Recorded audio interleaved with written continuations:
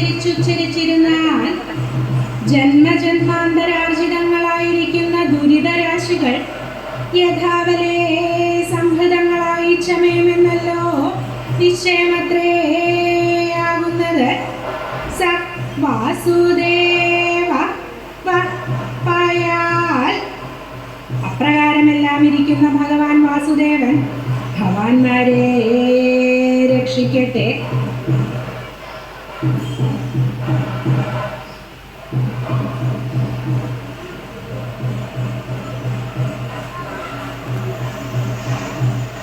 എങ്കിലോ പണ്ട് ദ്രുപദ മഹാരാജാവ് തന്റെ പുത്രി പാഞ്ചാലിയുടെ സ്വയംവരം ഒരു വീരപരീക്ഷയായിട്ട് നടത്താൻ നിശ്ചയിച്ച് രാജാക്കന്മാരെയൊക്കെ ക്ഷണിച്ച സമയത്തിങ്കൽ ഭൂമണ്ഡലവർത്തികളായിട്ടുള്ള സകല രാജാക്കന്മാരും പാഞ്ചാല രാജധാനിയെ പ്രാപിക്കുകയും ചെയ്തു. തദനന്തരമാകട്ടെ പാഞ്ചാല ഭൂപാലസുനോ മഹാത്മാ സംജോതിത താതഗിരാതദാനിം പഞ്ചേഷു വേഷാൻ ദ്രുപദീനശേഷാൻ പഞ്ചേഷു സംവേശിതവാൻ യഥാർഹം. തദാനീം പാഞ്ചാല ഭൂപാലസുത അശേഷാൻ ദ്രുപദീം പഞ്ചേഷു സംവേശിതവാൻ. പാഞ്ചാല ഭൂപാലസുതൻ അശേഷന്മാരായിട്ടുള്ള ദ്രുപദികളെയൊക്കെ മഞ്ചകളിൽ സംവേശിതവാനാക്കി. എന്തിനാ? സഹോദരിയുടെ സ്വയംവരത്തിനായിരുന്നു. പക്ഷേ ഇതൊരു സാധാരണ സ്വയംവരമായിട്ടല്ല ദ്രുപദ മഹാരാജാവ് നടത്താൻ തീരുമാനിച്ചത്. പിന്നെയോ ഒരു വീരപരീക്ഷയായിട്ടാണ് ദ്രുപദ മഹാരാജാവ് ഇത് നടത്താൻ തീരുമാനിച്ചത്. അതെന്തിനാ വീരപരീക്ഷയായിട്ട് നടത്തണേ? നല്ല ബോധ്യമുണ്ടോ? കേട്ടിട്ടുണ്ടോ? തന്റെ വിവാഹം കഴിഞ്ഞതാണോ? എങ്ങനെയാ? പരീക്ഷയൊക്കെ കഴിഞ്ഞിട്ടാണോ വിവാഹം ഉണ്ടായിട്ടുള്ളത്? ആണോ? അല്ല, ജീവിതം തന്നെ എന്തിനാ? കല്യാണം തന്നെ ഒരു പരീക്ഷയാവും അല്ലേ? പിന്നെയാണോ പരീക്ഷ? കല്യാണം കഴിഞ്ഞിട്ടൊരു പരീക്ഷ? എന്നാ അങ്ങനെ ഒരു പരീക്ഷയല്ല ഇത്.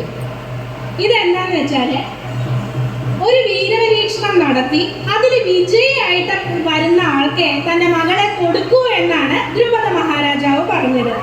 പ്രിയ പുത്രിയാണേ. അപ്പൊ പുത്രിക്ക് വരനായിട്ട് വരുന്ന ആള് അത്രയ്ക്ക് കേമനാവണം എന്ന് കരുതിയിട്ട് നടത്തുന്ന ഒരു കാര്യമാണ്. മനസ്സിലായോ? അപ്പൊ ഒരു വീരപരീക്ഷണം നടത്തി അതിൽ വിജയിയായിട്ട് വരുന്ന ആൾക്ക് തന്റെ പുത്രിയെ കൊടുക്കൂ എന്നാണ് ദ്രുപദ മഹാരാജാവ് പറഞ്ഞിട്ടുള്ളത്. അത്രയും കേമായിട്ട് നടത്തുന്ന വിവാഹമായതുകൊണ്ട് അതിന്റെ ഒരുക്കങ്ങളും കേമാവൂല അല്ലേ? അപ്പൊ വിവാഹം നിശ്ചയിച്ച ശേഷം മഹാരാജാവ് പുത്രനെ എടുത്തു വിളിച്ചു. ഉണ്ണി ഇവിടെ വരൂ. ആ ഉണ്ണിയെ തന്നെ വിളിക്കുമ്പോ ഇവിടെ വരൂ. ആ നാട് നിന്ന് കേട്ടാ മതി, ബുദ്ധിമുട്ടാവണ്ട. ഇവിടുത്തെ കാര്യങ്ങളൊക്കെ അറിഞ്ഞല്ലോ. സോദരിയുടെ സ്വയംവരം നിശ്ചയിച്ചു. അതിനുള്ള ഒരുക്കങ്ങളൊക്കെ തുടങ്ങി. കേൾക്കുന്നുണ്ടോ? കേൾക്കുന്നുണ്ടോ? സോദരിയുടെ സ്വയംവരം നിശ്ചയിച്ചു. ഒരു കാര്യം പറയുമ്പോ ഇങ്ങനെ നാണിച്ച എങ്ങനെയാ ഉണ്ണി? കാര്യങ്ങളൊക്കെ നോക്കി കണ്ടും ചെയ്യാൻ ഉണ്ണി ഒരാളല്ലേ ഇവിടെ ഉള്ളൂ സഹായത്തിന്, അല്ലേ? അപ്പൊ അതിന് വേണ്ട ഒരുക്കങ്ങളൊക്കെ ചെയ്യണം. അതിന്റെ ചുമതല ഞാൻ ഉണ്ണിയെ ഏൽപ്പിക്കുകയാണ്. പിന്നെ ഒരു കാര്യമുണ്ട്, നിരാക്ഷേപമായിരിക്കണം. അതിന് കുറവുണ്ടായി ഇതിന് കുറവുണ്ടായി എന്നൊന്നും കേൾക്കാൻ പാടില്ല. രാജ്യത്തിനാ നാണക്കേട്. മനസ്സിലായോ? ഒന്നിനൊരു കുറവുണ്ടാവാൻ പാടില്ല. ആരും പരാതി പറയാൻ പാടില്ല. നിരാക്ഷേപമായിരിക്കണം എന്നുള്ള അച്ഛന്റെ നിർദ്ദേശപ്രകാരമാണ് കൃഷ്ണദ്യുമ്നൻ സൽക്കാരത്തിന് പുറപ്പെട്ടത്. താതഗിരിനാൽ പ്രചോദിതനായിട്ട് അച്ഛന്റെ നിർദ്ദേശപ്രകാരമാണ് കൃഷ്ണദ്യുമ്നൻ സൽക്കാരത്തിന് പുറപ്പെട്ടത്. ഈ സൽക്കാരം എന്നൊക്കെ പറഞ്ഞാലേ നേരെയൊക്കെ നല്ല ബുദ്ധിമുട്ടാണ്. ക്ഷണം കഴിയും ആൾക്കാർക്ക് മുഷിയല്ലേ. തന്നെ സൽക്കരിച്ചങ്ങോട്ട് മതിയായില്ല. തന്നെ കുറച്ചുകൂടി കേമായിട്ട് സൽക്കരിച്ചോ എന്നൊരു സംശയം. താമസ സൗകര്യം അങ്ങനെ ശരിയായില്ല. ഭക്ഷണം പിന്നെ തീരെ നന്നായില്ല എന്ന് തുടങ്ങിയിട്ടുള്ള ആക്ഷേപങ്ങൾ ഇതേപോലത്തെ വലിയ വലിയ ആഘോഷങ്ങൾക്കൊക്കെ പാടില്ല. അതുകൊണ്ട് അതിനൊന്നും ഇടവരുത്തരുതെന്ന് ഓർപ്പിച്ചിട്ട് ഒരുക്കങ്ങളൊക്കെ നേരത്തെ ഇനി അങ്ങോട്ട് തുടങ്ങി. ഒക്കെ താൻ ഒറ്റയ്ക്ക് കൂട്ടിയ കൂടില്ലെന്ന് മനസ്സിലായപ്പോൾ ഓരോരോ ചുമതലകൾ ഓരോരോ മന്ത്രിമാരെയായിട്ട് അങ്ങോട്ട് ഏൽപ്പിച്ചു. ആദ്യം വേണ്ടത് എന്താ? ധനം വേണം. എന്തൊരു പരിപാടിയാണെന്നുണ്ടെങ്കിലും അത് ഗംഭീരമായിട്ട് നടത്തണം എന്നുണ്ടെങ്കിൽ ധനം വേണം. അതിപ്പോ ആരെയും ഏൽപ്പിക്കുക? എവിടെ ഇവിടെ ധനമന്ത്രി ഇപ്പൊ ഇവിടെ കണ്ടൂലോ? ധനമന്ത്രി അയ്യോ, കാര്യം ഏൽപ്പിക്കാൻ നേരത്തെ മന്ത്രിയെ കാണില്ല. എവിടെ പോയി ഇവിടെ ധനമന്ത്രി? ധനമന്ത്രി ഇല്ലാണ്ട് എങ്ങനെ കാര്യം നടക്കുക? ധനമന്ത്രി എവിടെ പോയി? എന്ത് പരിപാടിയാണെന്നുണ്ടെങ്കിലും ധനമന്ത്രി ഇല്ലാണ്ട് കാര്യം നടക്കുമോ? കാര്യം ഏൽപ്പിക്കുന്ന സമയത്ത് വല്ല വഴിക്ക് പോവും. ഇനിയിപ്പോ മന്ത്രിയെ കാണാനില്ല എന്ന് പറഞ്ഞിട്ട് വിവരാവകാശം കൊടുക്കേണ്ടി വരുമോ? പരസ്യം കൊടുക്കേണ്ടി വരുമോ മന്ത്രിയെ കാണാനില്ലാന്ന്? ഇത് വലിയ മോശമായില്ലോ. വേണമെങ്കിലേ അത് മന്ത്രി കാര്യാലയത്തിൽ തന്നെ വിളിച്ചു അന്വേഷിക്കാം. അവരെന്തെങ്കിലും കുട്ടിനായി പറയാതിരിക്കില്ല. എന്നാലും അത് ആള് പ്രതീക്ഷിക്കും. എവിടെ പോയിരിക്കുക? കുറച്ച് സംസാരിക്കാനുണ്ടായിരുന്നു. ആയിക്കോട്ടെ, ഇവിടെ വലിയൊരു ഉത്സവം നടക്കാൻ പോവുകയാണ്. അപ്പൊ അതിനാവശ്യമായിട്ടുള്ള ധനം സമാഹരിക്കണം. അതിന്റെ ചുമതല ഞാൻ മന്ത്രി അങ്ങോട്ട് ഏൽപ്പിക്കുക. മനസ്സിലായില്ല?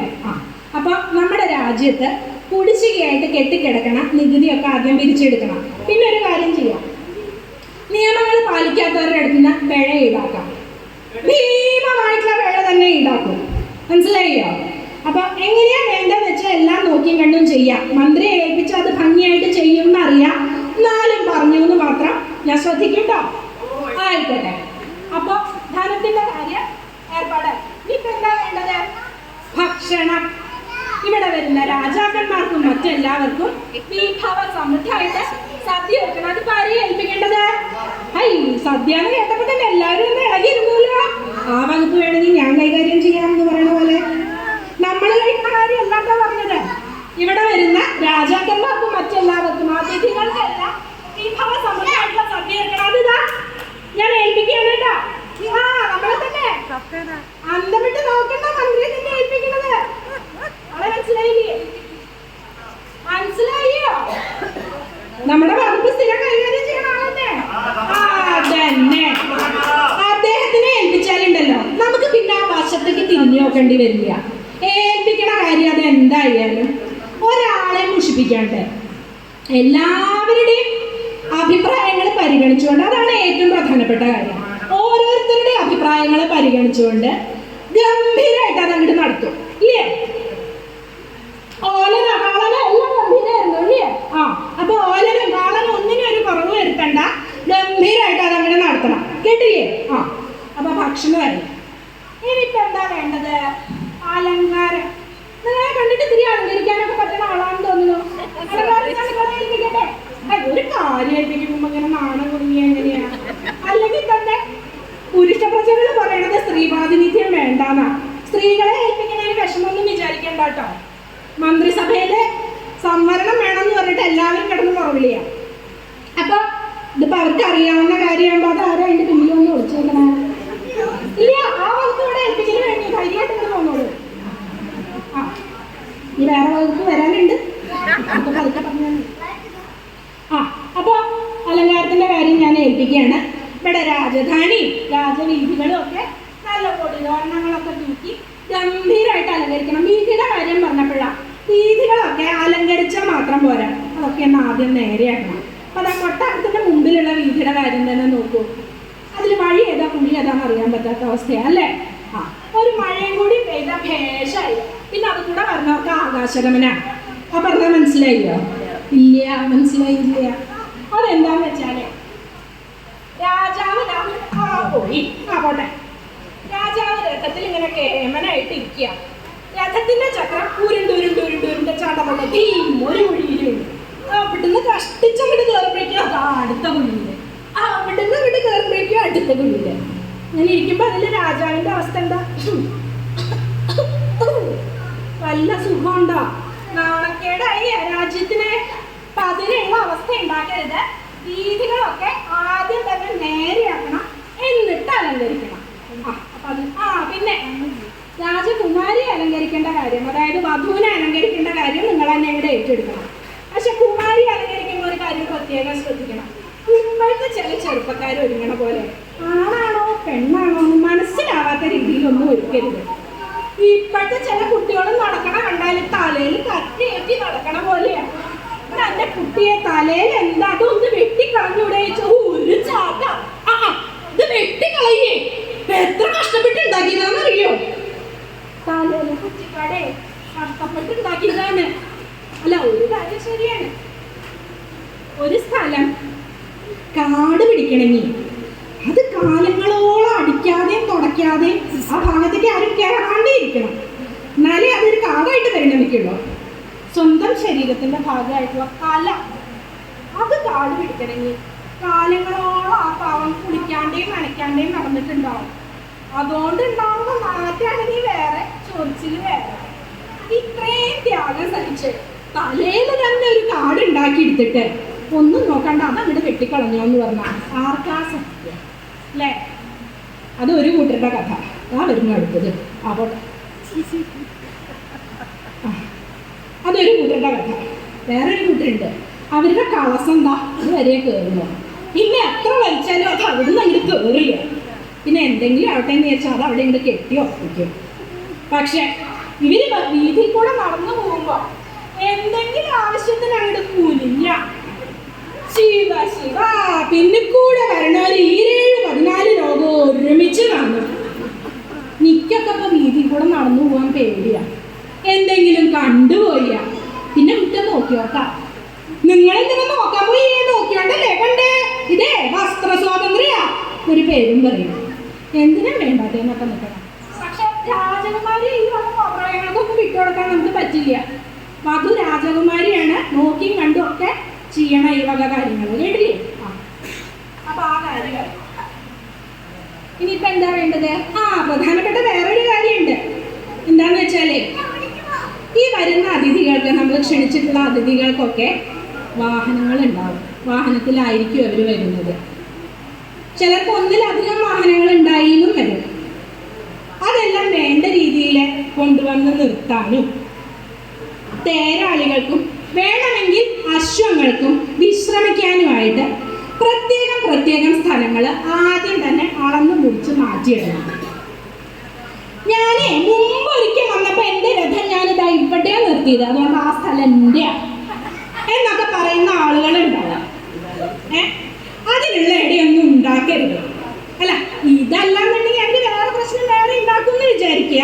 ഇങ്ങനെയുള്ളവർക്ക് പ്രശ്നം ഉണ്ടാക്കിയാലേ താൻ ആളാവുള്ളൂ എന്നൊക്കെ ഒരു വിചാരം ഉണ്ടാവും. പക്ഷെ വിഷമം എന്താ വെച്ചാല് അതിന് പലപ്പോഴും പെട്ടുപോകുന്നത് നിരപരാധികളായിരിക്കും. അതുകൊണ്ട് അതിനുള്ള അവസരങ്ങൾ കൊടുക്കണ്ട. പരമാവധി നമുക്ക് ചെയ്യാൻ പറ്റുന്നത് ചെയ്യാം. വാഹനങ്ങൾ നിർത്തിയിടാനും തേരാളികൾക്കും അശ്വങ്ങൾക്കും വിശ്രമിക്കാനുമായിട്ട് കുറച്ച് സ്ഥലങ്ങൾ മാറ്റിയിടാം. അതിപ്പോ ഞാൻ ആരെയും ഏൽപ്പിക്കുക? ഏൽപ്പിക്കട്ടെ? മന്ത്രി അത് ഏറ്റെടുക്കോ? ഇതെന്തൊരു അനക്കൂലിയാണ്ട് നിൽക്കണേ. മന്ത്രി തന്നെയാ പറയണത്. ആയിക്കോട്ടെ, അതേറ്റ്. ഇനി പ്രധാനപ്പെട്ട വേറൊരു കാര്യമുണ്ട്, വളരെ പ്രധാനപ്പെട്ട കാര്യം, മാലിന്യ നിർമ്മാർജ്ജനം. ഇന്നത്തെ കാലത്ത് വളരെ പ്രധാനപ്പെട്ട കാര്യമാണ്. ഇത്രയും വലിയൊരു ഉത്സവമാകുമ്പോൾ പ്രത്യേകിച്ച് വിവിധ തരത്തിലുള്ള മാലിന്യങ്ങൾ ഉണ്ടാവും. അതെല്ലാം പ്രത്യേകം മാറ്റി നിർമ്മാർജ്ജനം ചെയ്യാനുള്ള വഴി ഉണ്ടാക്കണം. അത് പരിഹരിക്കുക. ഒരാളെ കാണാനും ഇല്ല, കാണുന്നവരൊന്നും മോട്ടയ്ക്കും നോക്കണില്ല. അത് പണ്ട് പള്ളിക്കൂടത്തില് ടീച്ചർമാര് ചോദ്യം ചോദിക്കുമ്പോഴത്തെ ഭാവമാണല്ലോ. മന്ത്രി ഏൽപ്പിക്കട്ടെ? അറിയാത്ത ഭാവത്തിൽ ഇരിക്കേണ്ടത്. മന്ത്രി ഏറ്റെടുത്തോ? അതാണ് നമ്മൾ എന്തെങ്കിലും പറയുമ്പോൾ അങ്ങനെ ചാടി നിൽക്കണം. അപ്പൊ എന്താ ചെയ്യേണ്ടതെന്ന് വെച്ചാല്, പലതരത്തിലുള്ള മാലിന്യങ്ങൾ ഉണ്ടാവും. അതിൽ കത്തിക്കാൻ പറ്റുന്നത് വേറെ, കത്തിക്കാൻ പറ്റാത്തത് വേറെ, പിന്നീട് ഉപയോഗിക്കാൻ പറ്റുന്നത് വേറെ, ഉപയോഗിക്കാൻ പറ്റാത്തത് വേറെ, ഇതൊന്നും അല്ലാണ്ട് ആരും കാണിക്കാൻ പറ്റാത്ത മാലിന്യങ്ങൾ വേറെ. ഇതെല്ലാം പ്രത്യേകം മാറ്റി വേറെ തന്നെ ഇടണം എന്നുള്ളത് പ്രത്യേകം കർശനമായിട്ട് പറയണം. കാണാൻ പറ്റുന്ന രീതിയിൽ എഴുതി ഒട്ടിക്കണം. ഇനി ഇതിനൊക്കെ പുറമെ അതൊന്നും ചെയ്യാൻ പറ്റില്ല എന്നുള്ളവരെ കണ്ടുപിടിച്ച് തക്കതായിട്ടുള്ള ശിക്ഷ കൊടുക്കണം. പിഴ വേറെ ഈടാക്കണം. പിഴ ഈടാക്കണ കാര്യം ഞാൻ ധനമന്ത്രിയോട് നേരത്തെ പറഞ്ഞിരുന്നു ഇല്ലേ? ആ, നമ്മൾ സമാഹരിച്ചു വെച്ച ധനം മുഴുവനും ചെലവായത് ഈ വഴിയിലൂടെയാണ് അല്ലേ? അപ്പൊ അതിനനുസരിച്ച ഭീമമായ പിഴ തന്നെ ഈ വഴി കൂടെ ഈടാക്കാം. പിന്നെ ഇതാരും അറിയില്ല എന്നൊന്നും ആരും വിചാരിക്കേണ്ട. ഇപ്പൊ ഇതിനൊക്കെയുള്ള നല്ല വഴികളുണ്ട്. ഇത് ആരാ ചെയ്യണമെന്ന് കണ്ടുപിടിക്കാനൊക്കെ വ്യക്തമായി കണ്ടുപിടിച്ച വേണ്ട വേണ്ട നാണം കെടുത്തണ്ടെന്ന് വിചാരിക്കും തോറും ഇതിനെ ആരും അറിയാനൊന്നും പോണില്ല എന്ന് വിചാരിച്ച് പിന്നെ ഈ അഹങ്കാരം കാണിക്കാനാണ് ഭാവം എന്നുണ്ടെങ്കിൽ ജനമധ്യത്തിൽ കൊണ്ടുവന്ന് നിർത്തി തോലിയൊരിക്കും. പറഞ്ഞില്ല എന്ന് വേണ്ട. ആ, അപ്പൊ അതൊക്കെ പ്രത്യേകം ശ്രദ്ധിക്കണം കേട്ടോ. ഇത് വളരെ ഗൗരവമുള്ള കാര്യമാണ്. പ്രത്യേകം ശ്രദ്ധിക്കണം. ഞാൻ നേരത്തെ കിടക്കാം. ആ, ആയിക്കോട്ടെ. അപ്പൊ അത് വേണം. പിന്നെ ചെയ്യാൻ പറ്റുന്ന വേറൊരു കാര്യം, വലിയൊരു ഉത്സവമാണ് അല്ലേ? കലാപരിപാടികൾ വേണം. കലാപരിപാടികളെ ആ മന്ത്രിയെ തന്നെ ഏൽപ്പിക്കുകയാണ്. അതും ഈ പറഞ്ഞ പോലെ ഒരു അനുഭവമാണ്. ഒന്നങ്ങോട്ട് മുമ്പിലേക്ക് നിൽക്കും മന്ത്രി. ആ, എന്തെങ്കിലും പറയുമ്പോഴേക്കും ഇങ്ങനെ നാളെ വിളിങ്ങി നിന്ന് നമ്മൾ എന്ത് ധൈര്യത്തിലെ കാര്യങ്ങൾ ഏൽപ്പിക്കുക. അതാണ്. ആ, അപ്പൊ എല്ലാവരും പുതിയ പുതിയ കലാരൂപങ്ങളൊക്കെ പഠിപ്പിച്ച് വേദിയിൽ എത്തിച്ച് ഗംഭീരമായിട്ട് ഈ പരിപാടി എന്ത് നന്നാക്കുക. അത്രേ മനസ്സിലായി? ആ, ഓക്കെ. അങ്ങനെ ഓരോരോ ചുമതലകള് ഓരോരോ മന്ത്രിമാരെ ഏൽപ്പിച്ചു. അല്ല, ഇതിപ്പോ ആരാ? കുറഞ്ഞേരായില്ലോ തോണ്ടാൻ തുടങ്ങിയിട്ട് മറുതലത്തിൽ ആരാ? അല്ല, ആരായാലും ചാക്യാർക്കൊന്നും ഇല്ല കേട്ടോ. ഇപ്പൊ അടുത്ത കാലത്ത് തന്നെ ആരും അറിയില്ല, ആരോടും പറയില്ല എന്ന് വിചാരിച്ചിട്ട് എന്തൊക്കെയോ സന്ദേശങ്ങൾ ഒരാൾ അയച്ചു. രണ്ടാളും കൂടി സുഖത്തിന് എന്തോ ചെയ്തിട്ടുണ്ടെന്നും പറയുന്നു. സുഖിച്ചത് രണ്ടുപേരും ഒരുമിച്ചാണെങ്കിലും ഒരു പിണക്കം വന്നപ്പോ സഖി ഇത് നാട്ടില് പാട്ടായി. അവസാനം നാണം കെട്ടത് ആരാ? ആ, ഇപ്പൊ മാങ്കൂട്ടത്തിൽ ഇരിക്കണവരൊക്കെ കോഴിക്കൂട്ടത്തിലാണ് പറഞ്ഞു കേൾക്കുന്നത്. ഇല വന്ന് മുള്ളിൽ വീണാലും മുള്ളു വന്ന് ഇലയിൽ വീണാലും കേട് മുള്ളിലാവുന്ന കാലാണേ. മാമനോടൊന്നും തോന്നല്ലേ നമ്മളെ? ആ, അങ്ങനെ വിവാഹ സുദിനം സമാനമായി ക്ഷണിച്ചിട്ടുള്ള അതിഥികളൊക്കെ ഓരോരുത്തരായി വന്നുടങ്ങി. ഇനി ഈ വന്നിട്ടുള്ളവരൊക്കെ ഏത് തരക്കാരാണെന്ന് നോക്കാം. പഞ്ചേഷു വേഷാൻ. പഞ്ചേഷു കാമദേവൻ. കാമദേവനെ പോലെ സുന്ദരന്മാരാവണം എന്ന് കരുതിയിട്ട് വേഷം കെട്ടി പുറപ്പെട്ടിട്ടുള്ളവരാ. കണ്ടില്ലേ? അസലായിട്ടുണ്ട് കേട്ടോ. അസലായിട്ടുണ്ട്. പട്ടാമ്പരവും കടകവും ഗംഭീരമായിട്ടുണ്ട് കേട്ടോ. പാഞ്ചാലി തന്നെ കണ്ട ഭ്രമിക്കും, സംശയമൊന്നുമില്ല. പിന്നെ എന്താ പോത്തെന്തോ വെച്ച് പിടിപ്പിച്ചേക്കണത്? അതങ്ങോട്ട് എടുത്ത് നോറ്റുവോ? കണ്ട പ്രായം തോന്നും. പാഞ്ചാലി കണ്ട വയസ്സനാന്ന് വിചാരിക്കും. അതൊന്നും അല്ലാണ്ട് അതന്നെ അത്രേ ഉള്ളൂ. ഈ കാശണ്ടി കണ്ട പാഞ്ചാലിക്ക് ഇഷ്ടാവില്ല കേട്ടോ. ഒരു കിരീടെടുത്ത് തലയിലേക്ക് ആയിരുന്നില്ലേ ആ നമ്മളോടൊക്കെ? കണ്ട രാജാവെന്ന് തോന്നുകയും ചെയ്യും. ചിലപ്പോ പാഞ്ചാലിക്കും ഇഷ്ടാവും. താനൊക്കെ ചിരിക്കൊന്നും വേണ്ട കേട്ടോ. നരച്ചു തലി അത്ര ഭംഗിയൊന്നുമില്ല കാണാൻ. അതൊക്കെ ഒന്ന് കാപ്പിച്ചൂടെ? ഇപ്പൊ അതിനുള്ള വഴിയൊക്കെ ഉണ്ടല്ലോ. അങ്ങോട്ട് നോക്കൊന്നും വേണ്ട. ഞാൻ തന്നെ അതൊക്കെ ഒന്ന് കാപ്പിച്ചോടാ. അല്ലെങ്കിൽ കണ്ട വയസ്സനാന്ന് വിചാരിക്കും. പാഞ്ചാലിക്ക് ഇഷ്ടാവില്ല. ധാരാളം കുട്ടികളും വന്നിട്ടുണ്ടല്ലോ. അല്ലെങ്കിൽ പരീക്ഷ നേട്ടം ഓടിപ്പോണവരൊക്കെ ഈ പരീക്ഷയിൽ ജയിച്ച പാഞ്ചാലി കിട്ടും. പാഞ്ചാലി കളിപ്പാട്ടമൊന്നല്ല കേട്ടോ മക്കളെ. പാഞ്ചാലി കിട്ടുന്നപ്പോ കളിപ്പാട്ടം കിട്ടുമെന്ന് വിചാരിച്ചിട്ടാ തോന്നുന്നു. ധാരാളം കുട്ടികളും വന്നിട്ടുണ്ട്. അങ്ങനെ അസംഖ്യം രാജാക്കന്മാരെ അവിടെ എത്തൽ കഴിഞ്ഞു. അവരെ എല്ലാം ധൃഷ്ടദ്യുമ്നൻ വേണ്ട വിധത്തിൽ സൽക്കരിച്ചിരുത്തി. എന്നാൽ ധൃഷ്ടദ്യുമ്നന് ഇതൊക്കെ എങ്ങനെയാ സാധിച്ചെന്നാണെങ്കിൽ മഹാത്മാവാണ് ധൃഷ്ടദ്യുമ്നൻ. അതിബുദ്ധിമാനാ. ഒരു രാജാവ് എത്തിയെന്ന് കേട്ടാ അദ്ദേഹം ഏത് രാജ്യക്കാരനാണ്, അദ്ദേഹത്തിന്റെ ഭാഷ എന്താ എന്നൊക്കെ മുൻകൂട്ടി അറിഞ്ഞ് സൽക്കരിക്കാൻ ഒരു ബുദ്ധിമുട്ടും ഉണ്ടായില്ല. ആ സമയത്തൊക്കെ ഭഗവാൻ ശ്രീകൃഷ്ണനും അവിടേക്ക് എത്തിയിരുന്നു. അദ്ദേഹത്തിന് വേണ്ട വിധത്തിൽ ധൃഷ്ടദ്യുമ്നൻ സൽക്കരിച്ചിരുത്തി. ആ സമയത്തിങ്കൽ യാതൊരു ഭഗവാൻ ശ്രീകൃഷ്ണന് തന്റെ പരമഭക്തയായിരിക്കുന്ന പാഞ്ചാലിയെ ഇഷ്ടനായിട്ടുള്ള അർജുനൻ പാണിഗ്രഹണം ചെയ്യുന്ന മുഹൂർത്തത്തെയും പ്രതീക്ഷിച്ച് ഭക്തന്മാരെയും അനുഗ്രഹിച്ചുകൊണ്ട് ആയവിടെ വർത്തിക്കുകയും ചെയ്തു. പ്രകാരമെല്ലാം ഇരിക്കുന്ന ഭഗവാൻ ശ്രീകൃഷ്ണൻ ഭഗവാന്മാരെ രക്ഷിക്കട്ടെ.